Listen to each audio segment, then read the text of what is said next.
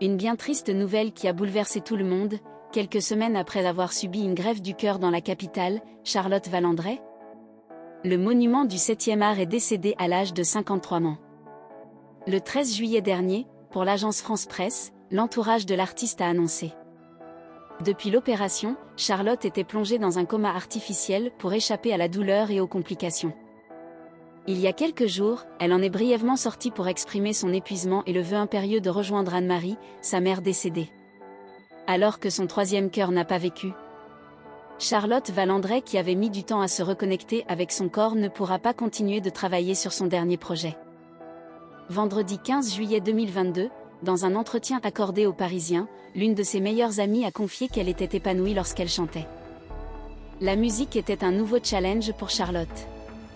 Atteindre 50 ans était un challenge, chanter sur scène le jour de ses 50 ans un challenge, sortir un album un autre challenge. Et elle les a tous réussis. Elle voulait chanter depuis très longtemps, a-t-elle déclaré.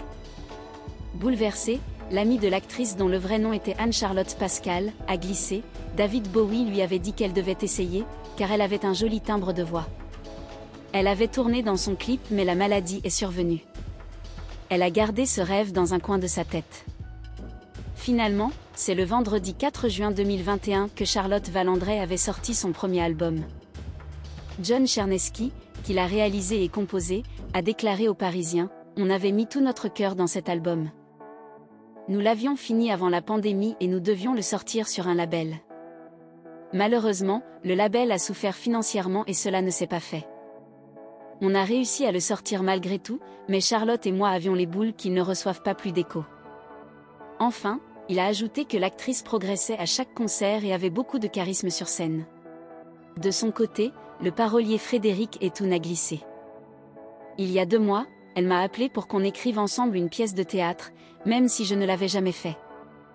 Elle me demandait de lui écrire de nouvelles chansons, elle voulait faire un nouvel album. Elle avait révélé sa séropositivité en 2005 avec son autobiographie L'amour dans le sang, gros succès de librairie, ensuite adapté en téléfilm. Sa trithérapie avait épuisé son cœur et elle avait eu recours à une transplantation en 2003, ce qui avait fait d'elle la première séropositive greffée du cœur en France. En 2008, elle fut victime d'un infarctus, son cœur s'arrêtant de battre pendant 22 secondes. Et récemment, elle avait annoncé sur les réseaux sociaux que son deuxième cœur arrivait en bout de course et qu'elle avait besoin d'une nouvelle greffe. En attente de mon troisième, écrivait-elle ainsi sur Instagram le 8 juin.